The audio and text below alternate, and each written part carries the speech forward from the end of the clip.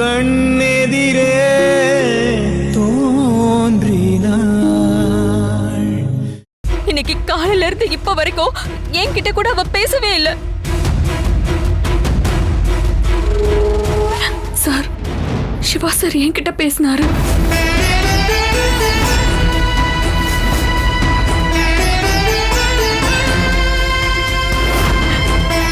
ஆமா, நீங்க யாருமா? நான் அவரோட பொண்டாட்டி தான் சார்.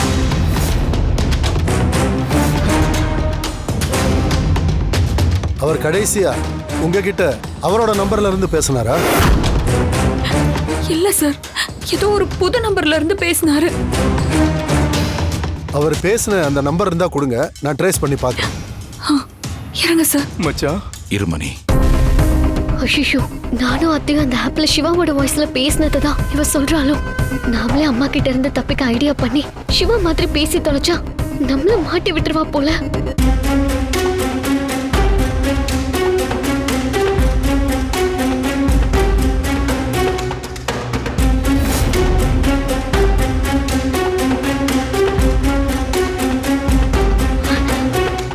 சரி, நான் ட்ரேஸ் பண்ணி பார்க்கறேன். மேடம், அந்த காரை நான் ரெஸ்கியூ பண்ணிட்டு உங்களுக்கு நான் இன்ஃபார்ம் பண்றேன். அப்ப நான் வரேன்.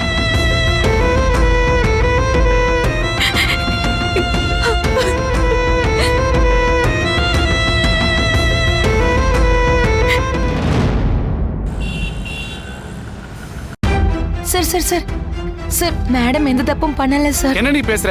அந்த ஆராதனா எங்க இருக்கா? அவங்க வார்டுல இருக்காங்க சார். எல்லாருக்கும் ஃப்ரீ ட்ரீட்மெண்ட் கொடுக்க இது என்ன கவர்மெண்ட் ஹாஸ்பிட்டலா? நான் போய் கேட்டுக்கிறேன். சார் சார் சார், வேண்டாம் சார். சார் ஆராதனா, எத்தனை முறை உங்ககிட்ட சொல்லியிருக்கேன், ஆர்வ கோளாறுல இந்த மாதிரி கேஸ்லாம் எடுத்துட்டு வந்து ட்ரீட்மெண்ட் கொடுக்காதீங்கன்னு. டாக்டர், நம்ம கண்ணு முன்னாடி ஒருத்தர் உயிருக்கு போராடிட்டு இருக்கிறப்ப நமக்கு என்னன்னு பாத்துட்டு போறதுக்கா நம்ம இந்த படிப்பை படிச்சோம். we are doctors. இது நம்மளோட ரெஸ்பான்சிபிலிட்டி. ஓஹோ, டாக்டர் ப்ரொஃபஷன் பத்தி நீங்க எனக்கு சொல்லி தரீங்களா?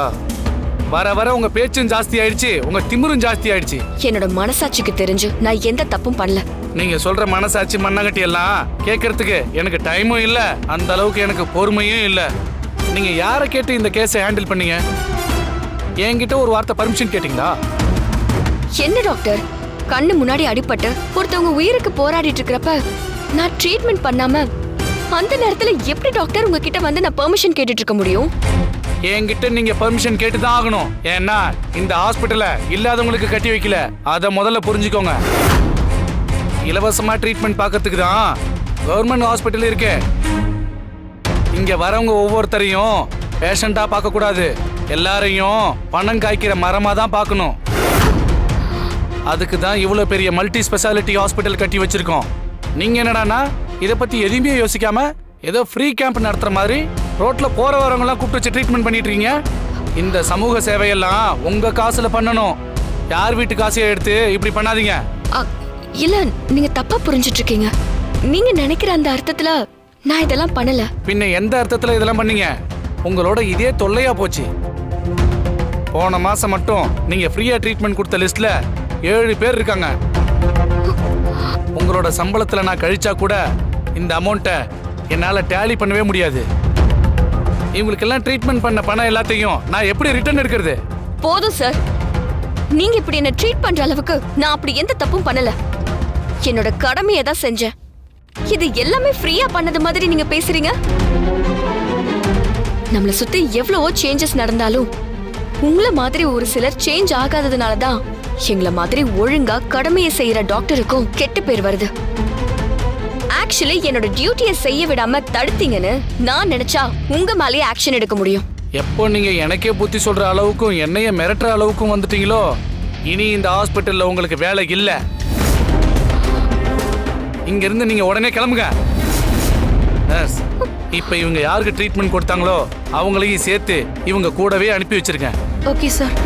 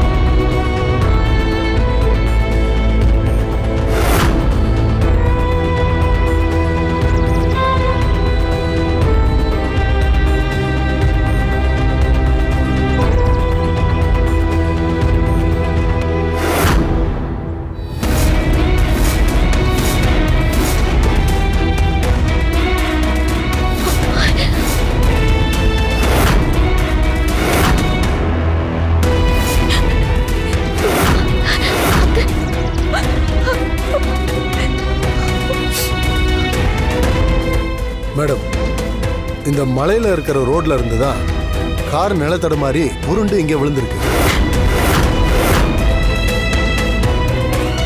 ரெஸ்கியூ டீமோட நாங்க இந்த இடத்த கண்டுபிடிச்சு வந்தப்ப கார் ரொம்ப டேமேஜ் ஆயிருந்தது. காரோட கண்டிஷனை பார்த்த உடனே காருக்குள்ள இருந்த யாரும் கண்டிப்பா உயிர் பிழைக்க வாய்ப்பில்லைன்னு தெரிஞ்சது.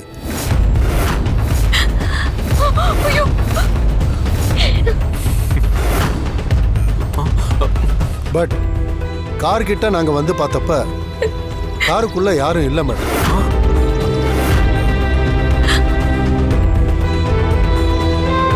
எங்க கணிப்புப்படி கார் உருண்டு விழுந்ததுல காருக்குள்ள இருந்தவங்க தூக்கி வீசப்பட்டிருக்கலாம்.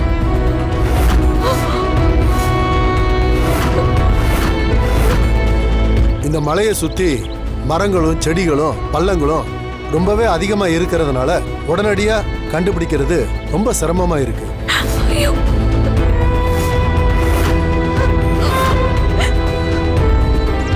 இருந்தாலும் எங்க டீம் தேடிக்கிட்டு தான் இருக்கு. சிவா, அப்பா அப்பா, அண்ணனுக்கு எதுவும் ஆகாதுப்பா, நீங்க பயப்படாதீங்க, ஒண்ணும் பயப்படாதீங்க. என்னோட அனுபவத்தை வச்சு சொல்றேன், இந்த காருக்குள்ள இருந்தவங்க கண்டிப்பா பொழைக்கிறதுக்கு வாய்ப்பில்லை.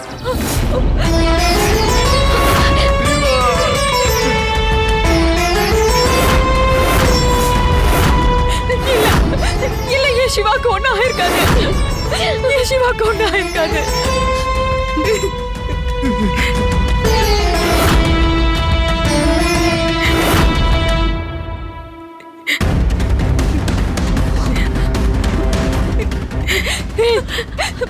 எப்ப என் பையன் உன் கழுத்துல தாலி கட்டினானோ அப்பையில இருந்து அவனுக்கு ஏதாவது நடந்துகிட்டே இருக்கு. இந்த தாலியை காட்டு போகல. விட்டு விட்டு இந்த தாலியை விடு.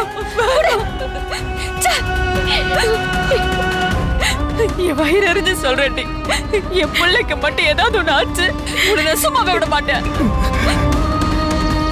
அவன் உண்டு, அவன் வேலை உண்டு இருந்தவன இப்படி எல்லாம் அவனை அழக்கழிச்சு கடைசியில பாரு அவனுக்கு எந்த நிலைமையில கொண்டு வந்து விட்டுட்டு பாரு. நீ எல்லாம் ரொம்ப நல்லா இருப்படி, ரொம்ப நல்லா இருப்ப. அண்ணி ப்ளீஸ் அழாதீங்க. கண்டிப்பா சிவாவுக்கு எதுவும் ஆயிருக்காது. மேடம், அவர் உயிரோட இருக்காரா இல்லையான்னு கன்ஃபார்ம் பண்றதுக்கு கடைசியா நமக்கு ஒரு சான்ஸ் இருக்கு. அது என்ன சான்ஸ் இன்ஸ்பெக்டர்? எதுவா இருந்தாலும் இமிடியேட்டா பண்ணுங்க. நாங்க ரெஸ்கியூ டீம் வச்சு ஆல்ரெடி தேட சொல்லிட்டோம். கண்டிப்பா பாசிட்டிவா தான் நடக்கும். எல்லாரும் கடவுளை வேண்டிக்கங்க. கடவுளே,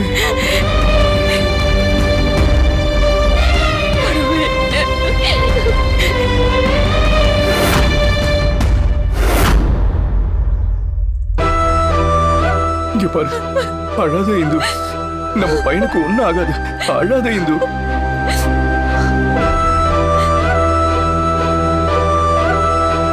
சிவாவுக்கு என்னாச்சோ ஏதாச்சோன்னு நினைக்கும் போது எனக்கு ரொம்ப பயமா இருக்குங்க. கண்டிப்பா சிவாவுக்கு தப்பா எதுவும் நடந்திருக்காதுல்ல? இங்க பாரு ருத்ரா, சிவாவுக்கு எதுவும் தப்பா நடந்திருக்காதுமா. நீ வேணா பாரு, சிவா நல்லபடியாயி மறுபடியும் நம்ம கிட்ட வருவான்.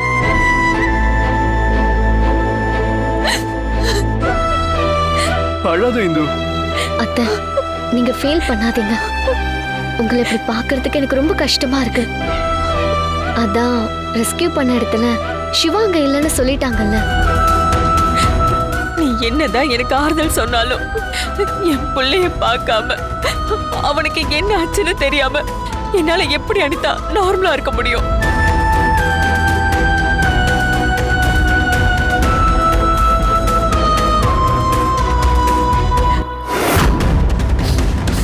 இந்து, அத்தை, ஏய், நீ என்னைக்கு இந்த வீட்டுக்குள்ள காலடி எடுத்து வச்சியோ அப்ப இருந்து எங்க எல்லாரோட நிம்மதியும் போச்சு.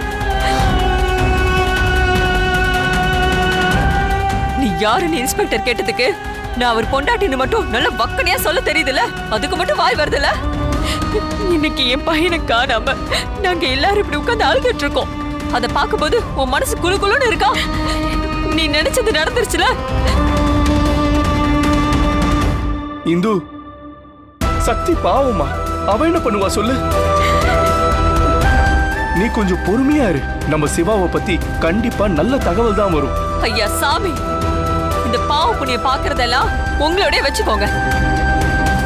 நீங்க எல்லாரும் சேர்ந்துதான் இவ்வளவு பாவம் பாத்தீங்க. ஆனா அவ இன்னைக்கு நம்ம குடும்பத்தையே பதம் பார்த்துட்டு வந்து நிக்கிறா.